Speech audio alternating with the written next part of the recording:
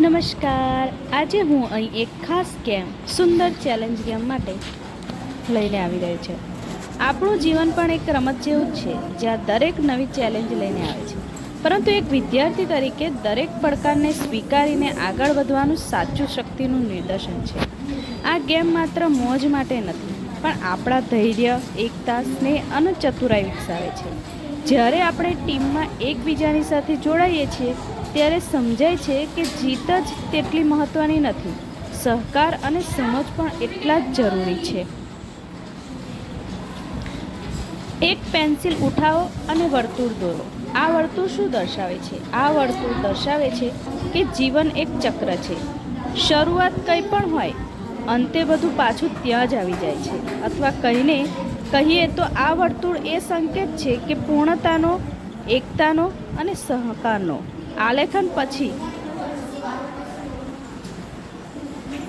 તો અહીં એક પેન્સિલ ઉઠાવો અને વર્તુળ બનાવો. જોઈએ બાળકો કેવી રીતે વર્તુળ બનાવે છે.